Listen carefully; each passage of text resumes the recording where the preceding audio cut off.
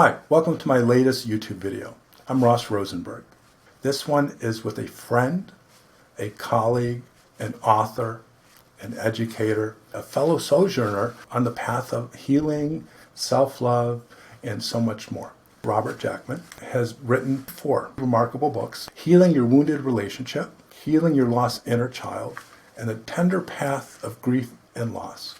So Bob, thanks for joining us. It's so Thank you for having me. I'm really excited. So my first book, Healing Your Lost Inner Child, has a companion workbook. And then I followed along with that with Healing Your Wounded Relationship.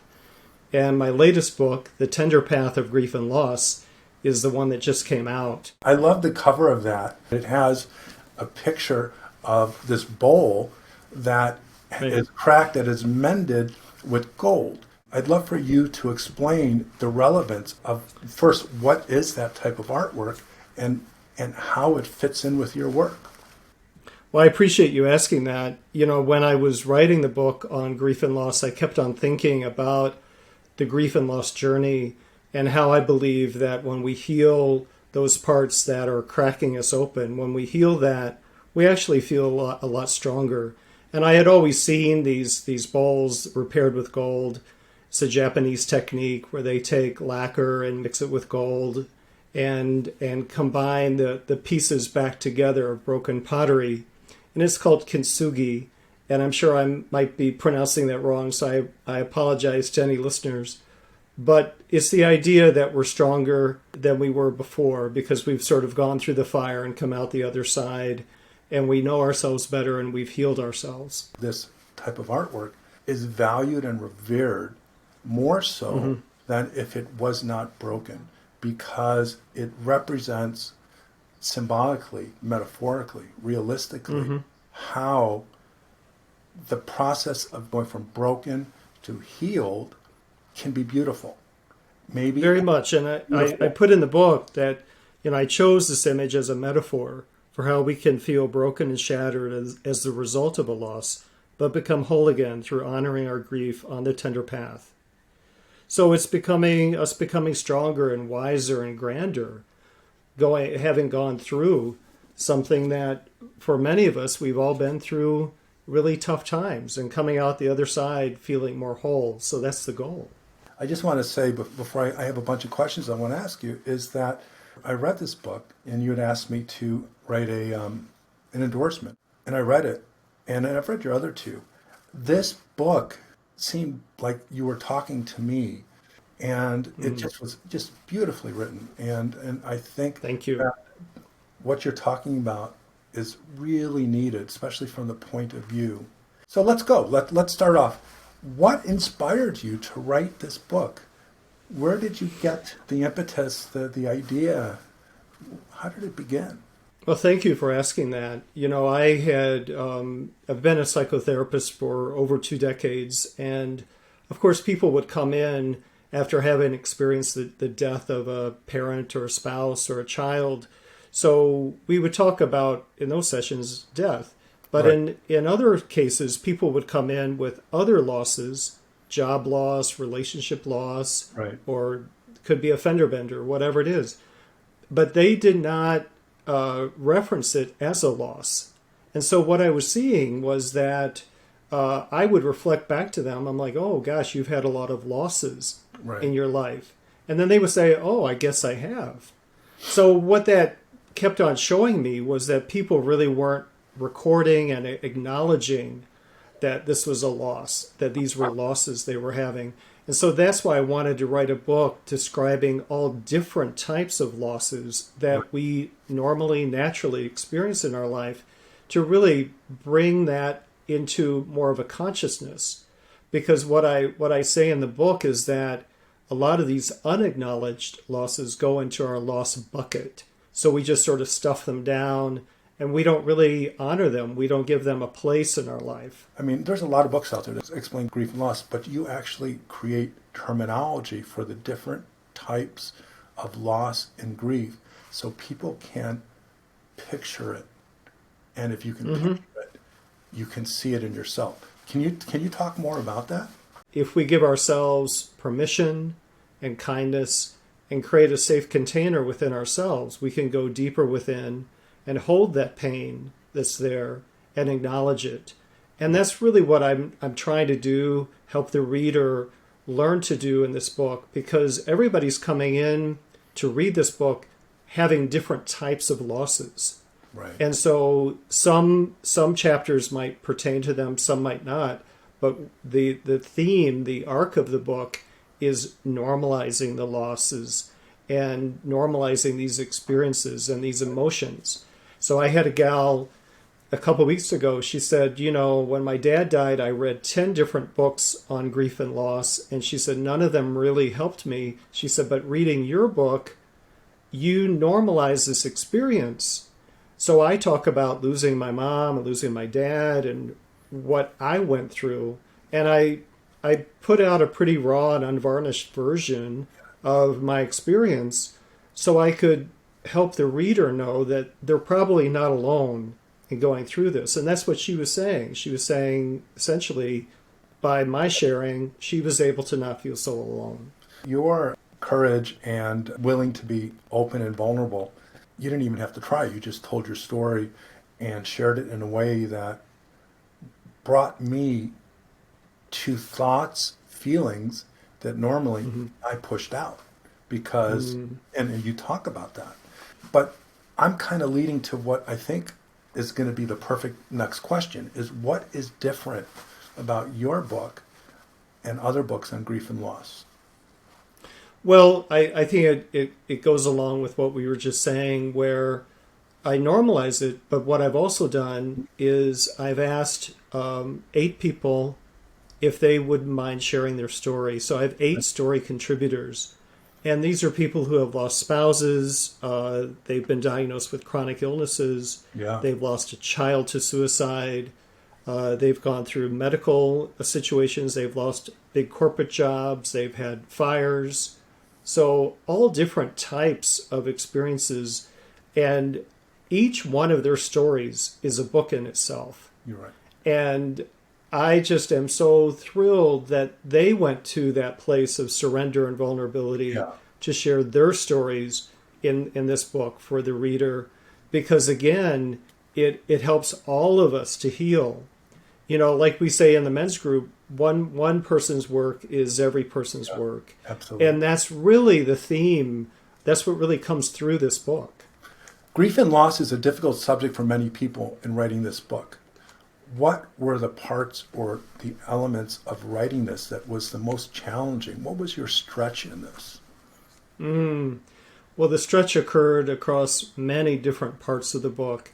I wanted to relate to the reader what it was like anticipating my mom's death, meaning that she, fell, had a traumatic brain injury, and then shortly thereafter she had a stroke, which she tried to recover from, worked very, very hard for 2 years, and that she died from other issues. Right. And so I talk to the reader about what that whole journey was like for me, of seeing my mom's sort of reduced ability to do ordinary things, and then my journey of acceptance and denial of this very painful reality that I couldn't ignore. So I talk about that. And, it's one thing, I might have shared that with you at one time, or in our men's group, or in therapy. It's one thing to share it like that. It's another, as you know, to put this stuff in a book. Because people are going to read it that I'll never know. And so it's this huge act of surrender, of putting this stuff out. And then I talk about my dad's death and kind of, everything that was wrapped around that and how that was different. When I first wrote the Human Magnet Syndrome book, the first edition was called Why We Let People Hurt Us.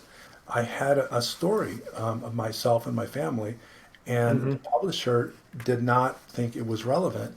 And of course, they were a publisher, I was a new author, and I said, fine, whatever. And the second version, I put it in the beginning, where I talked about my family, my experiences, my losses, and the feedback that I got, which is what I'm trying to share with people that are listening or watching, is they saw their lives in my Yeah. story, and it normalized it. And my best definition for normalization is it takes an experience that someone feels is abnormal, shameful, Yep. requires secrecy that you might blame yourself for. And if you never talk about it, you don't have the opportunity to find out that other people have that same experience and that it is normal. And so the way that you weave your stories, the stories of these remarkable people, I believe will bring people to better understand and even remember what they have put out of their mind. So well done. Thank you for acknowledging that. Yes, I remember reading your story in your book, and it gave me a window into you and your experience and your struggles and also all of your healing work.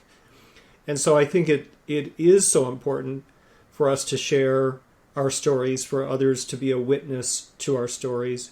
And so writing the chapter on the inner child and grief, my editor said, okay, so now I need you to all the other chapters, they all had these stories from my contributors.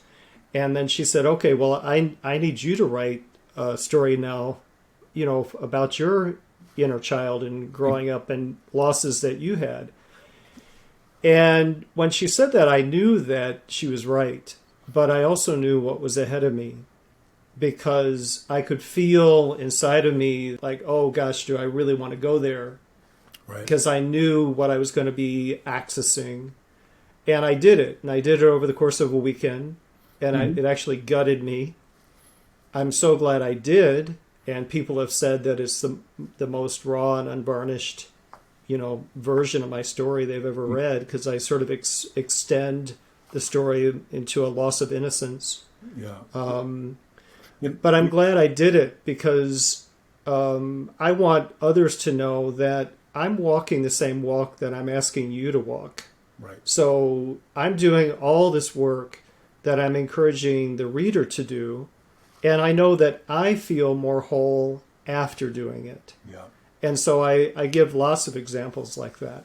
Your own story, your own experiences, your personal and private journey to normalize them, to work through them, to overcome, to integrate, that comes out loud and clear. Can you talk a little bit more about why people think that closure is the beginning, the middle, and the end of working through your grief? Because, some people think, okay, well, isn't that what it is? Closure? Well, the answer really relates to the title of the book. So I purposely chose the tender path, meaning a journey, something that we're on, a pilgrimage that we're on, Right. as something that is ongoing. And closure really implies that there's an ending to this process. And if we look at it within the context of a death, Right. so yes, that person died, but, my mom died 13 years ago, but she's still with me, and I still mourn the fact that she's dead. I miss her presence. Yeah. So now, 13 years later, I'm still integrating that idea. Her birthday's coming up, so I'm thinking, okay, mother's birthday's coming up, sort of thing. So it's where I think we're always on a journey. We're sort of turning this multifaceted gem around and around for us to understand what all of it means. Am I crying every time I think of my mom? No, I've done that hard work to get through that, but I still miss her. I think about her. So it's like we're on this path that's ongoing. We're walking, we're joining with our grief. Wow. We're writing it into our tapestry. We're creating a space for it in our lives. Yeah, beautifully said. When I was reading your book, it felt like I was in a couple sessions of psychotherapy, because when my mom died, it was horribly traumatic. Nothing compared to her experience, of course. And I knew I had PTSD because I could not look at a photo of her. Because if I saw a photo of her, I felt uncomfortable and anxious. And, just like someone who has PTSD and returning back from a war, they can't talk to them about the story. And I thought, well, closure is, okay, well, I was there, I talked about it, I cried a few times, but that was the wrong type of closure. I closed the door when I should have left it open to revisit it. And it was through your book, and thank you for this, I got a chance. It was a very interesting process, but I got a chance to reconnect to what I thought was all worked out and organized, to reconnect to the grief, the sorrow, the sadness. And so your thoughts and comments about mistaking closure as the goal in itself, I think are important to hear. I appreciate that. And a lot of people talk about how they're having these revelations of their grief journey where they thought that they were done with it. Just like I wrote about my mama's dad's death. So I thought I was, quote unquote, done with that. Like, I've talked about it. I've gone to therapy about it. I've done a lot of work around it. But I still was exploring new things as I was writing out that material for the reader.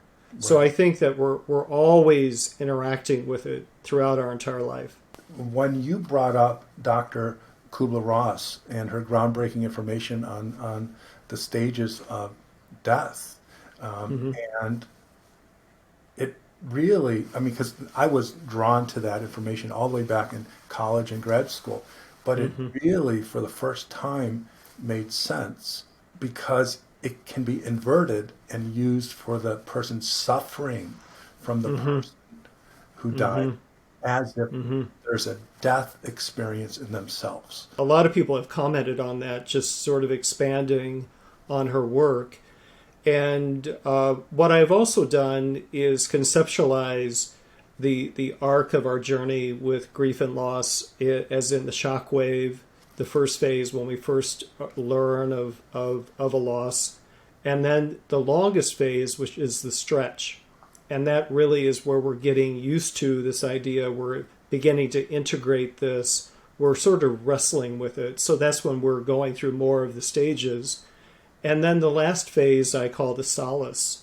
Right. And that really is this phase where we are entering more into a place of familiarity, where we're finding a place for that to live within us. We're not in the shockwave. We've moved through the stretch. And now we're finding a place to hold this within us. And so I wanted to give the reader a way to conceptualize this, the arc of the journey on the tender path. So the shockwave, and the stretch. The shockwave is? The shockwave is that initial blast of this horrible thing happened, right? This, like, the death, the accident, the diagnosis, it could be anything. It's the shockwave. And the second? The stretch.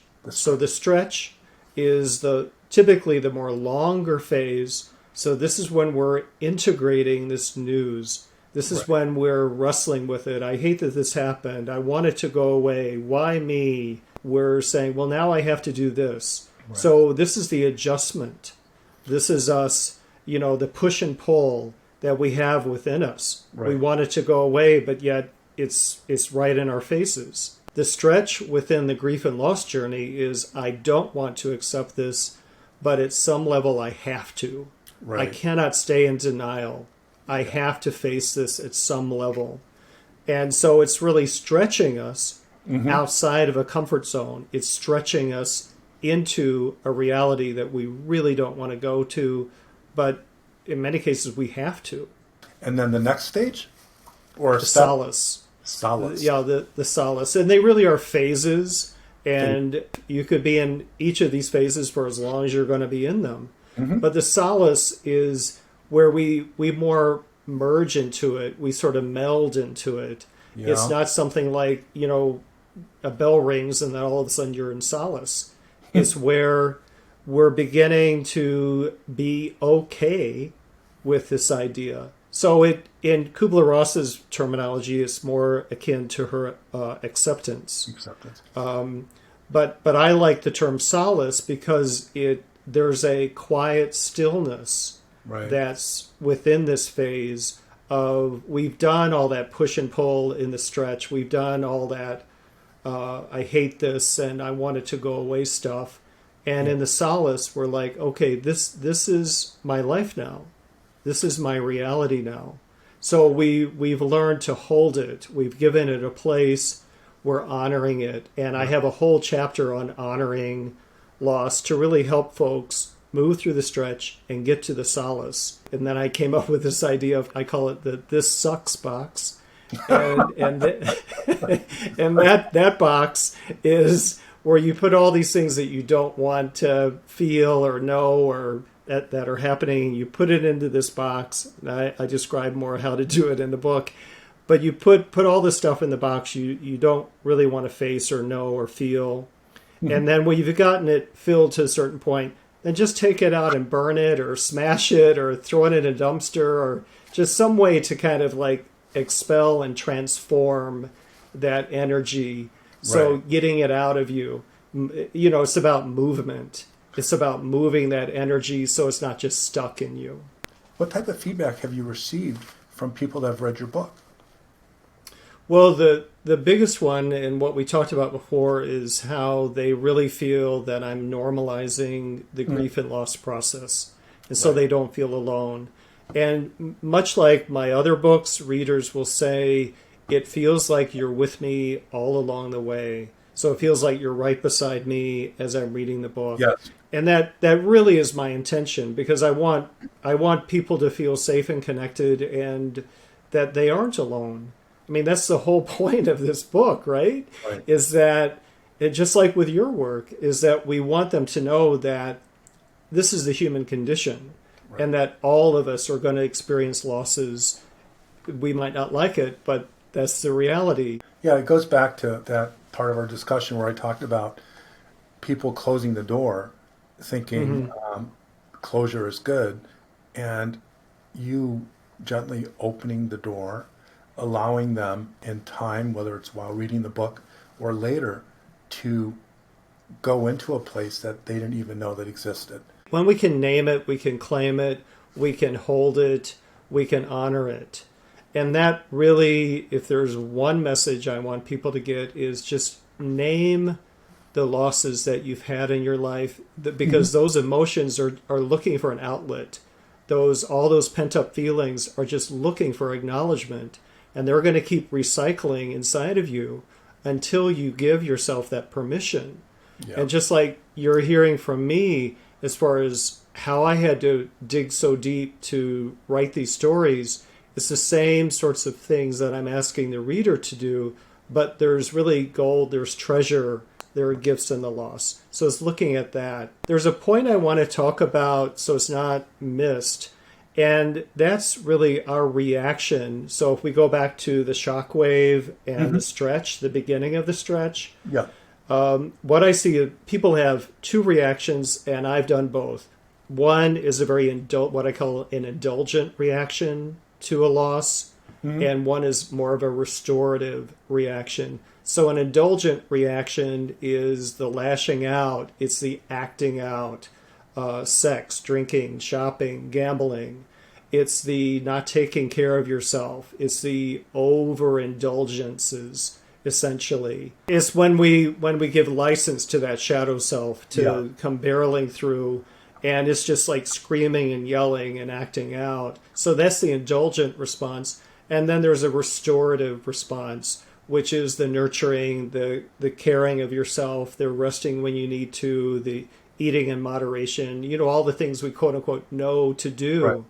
But the message is, okay, so you might be indulgent and you might be lashing out, but then look at that. Is that helping you? Is that second piece of cake helping you to feel any better? And probably not, because a lot of people feel really ashamed after all of those indulgent actions. So I like to just, again, give the reader a framework to look at this as far as how they're reacting, how they're responding to a loss, and the choices they're making. It's a term that I use in the book. If you can't see it, you won't understand it.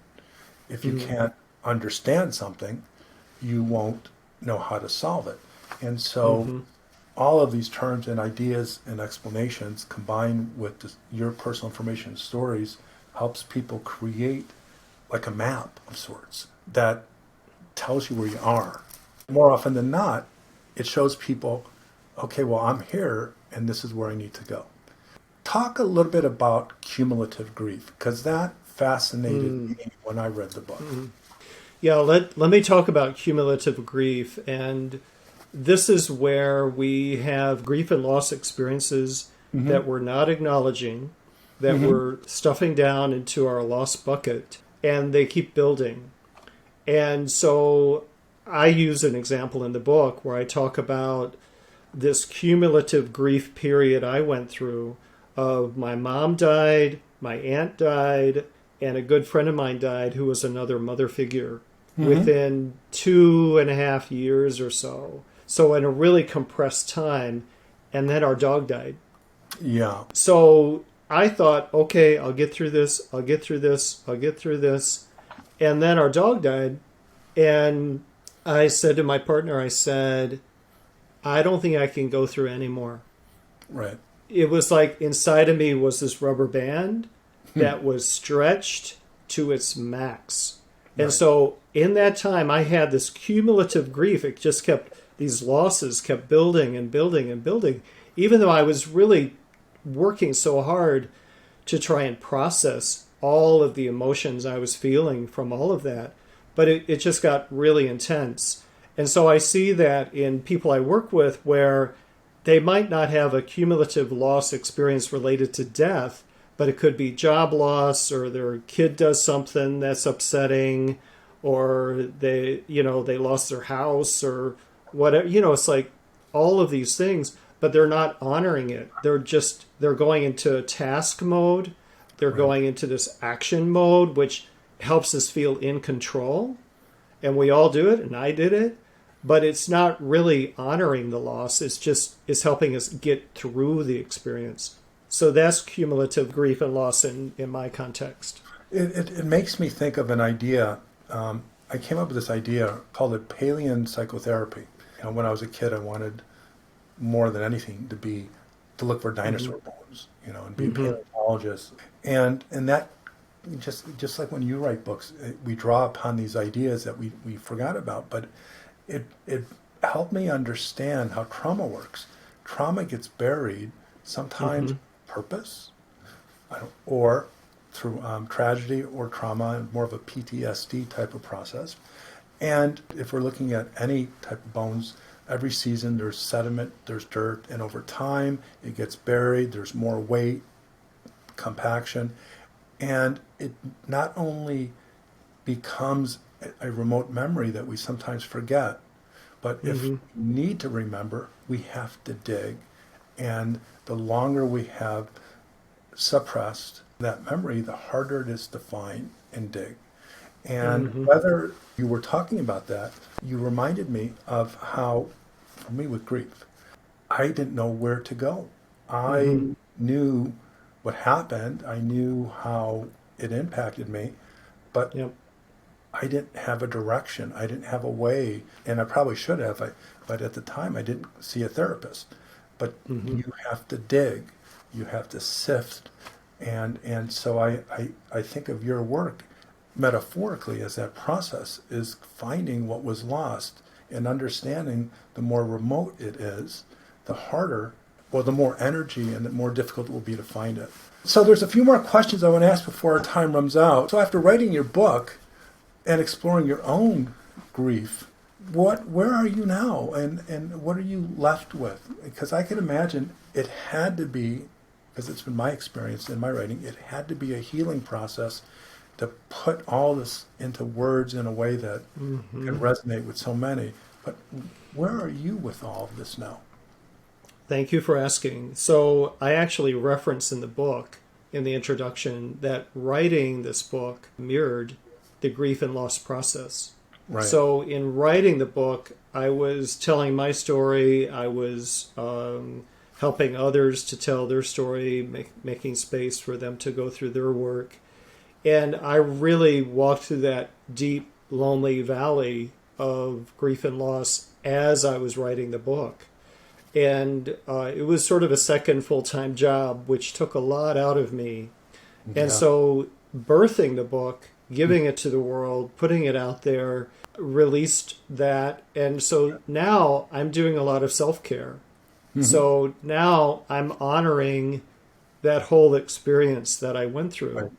Bob, you're walking the walk, and that's authentic. And to me, that's what people need more than a book of really good ideas, even if they're revolutionary and potentially life-changing.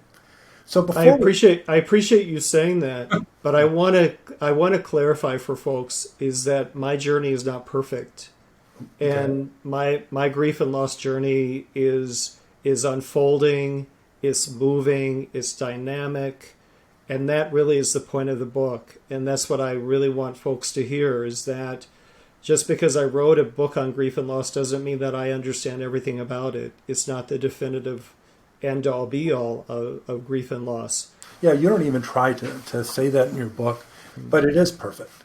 And I'll tell you why. I have this paradoxical understanding of what perfect means. Perfect is doing what is most beneficial, either to yourself and hopefully others around you. And that is the journey. And the journey is got peaks and valleys and plateaus, and let's throw a couple mountains in the middle of it. And there's ups and downs. And that journey, if you stay on the path, means it's perfect. So I think your vulnerability, your affirmation that this is an ongoing process in which you don't always get it right. Well, maybe making the mistakes are part of the journey, and your book, and of course yourself, serves as a wonderful role model for people who need this information. So you're welcome. So before we wrap things up, people might not know that you also have equally compelling and interesting and enlightening work on healing the inner child. Let us know about that other side of you and that other work and the other books that you have out there, and then we'll call it a day and just, you and I always get back together. Well, I appreciate that. So my first book and workbook, Healing Your Lost Inner Child, and a companion workbook. So this really is the journey of exploring how this wounded part of us shows up in our adult life. And that's how I begin the book. You know, what I say, wounded reactions that we learned in childhood that we just carry into our adult life as in a toolkit and say, oh, when this happens, this is what I'm going to do. So it's all these exaggerated responses that are usually tied to wounding or trauma that we experienced in childhood.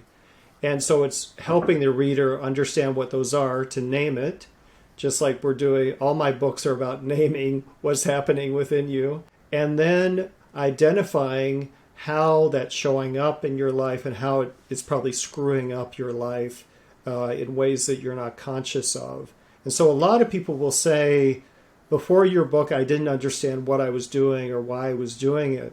Right. And that was the same way for me in my 20s when I went into my therapy, and my therapist was an inner child expert, and he walked me through this. And so I've been studying the inner child for 40 years as far as like how to integrate with that, and studying with John Bradshaw and Claudia Black and Pia Melody, and really immersing myself into this world. And so it's taking this information and then beginning to heal it through a process of writing symbolic letters, and eventually ending up into what I call the integration. So it's becoming whole again. So that's in a brief nutshell, that's the arc of that book. I'd like to just add just a little bit to that. What I admire most about these books is you give a description, just like the grief book, an explanation, words, concepts to help people understand what's invisible. Because trauma, the inner trauma child, or the inner, we all have our different names for it, is representative of what was removed from our memories so we could cope, but no one ever taught us how to bring it back. And what helped me with these books is to understand another person's point of view in a process that not enough people understand. And we don't know it, but so much of this wounded inner trauma child, it exists and it's not available to our memory, not available to our experience. And these books help people understand the lost part of themselves that has so much impact on who they are now, especially since it's relative to trauma. And then follow it on top of that is Healing Your Wounded Relationship. And so this book takes the reader of helping them understand why hurt people find other hurt people. So it's the extension of the inner child work into the adult relationship world, where I talk about what I call synergistically wounded archetypes. So this is the wounded hero and the rescued victim, or the controlling couple, or the Bickersons, that sort of thing. Right. The wounded relationship book is what I find couples are using it. They read it together, and they go back and forth as far as like talk, because I have lots of exercises in all of my books. Right. And so the wounded relationship book really helps couples go deeper into more of a heart-centered relationship, understanding about heartfelt apologies, understanding about respect and love. So it's extending all the work that they've done within the inner child and looking into their relationship. Thank you. Thank you so much for being a part of this video. I believe people need to know what you have to say, because they need to know what they need to say, what they need to know, and what they need to work through. So thank you. Well, thank you very, very much for having me. If people want to find me, they can go to my YouTube channel, which is The Art of Practical Wisdom. And they can also go to my website, which is theartofpracticalwisdom.com, and find more about my works and my upcoming events. And for those who are new to my work, everything you need to know about me is at selfloverecovery.com. Shoot us an email at help@selfloverecovery.com, and consider subscribing to this channel. I really enjoyed this. I did too. Thank you very much for having me. I look forward to the next time.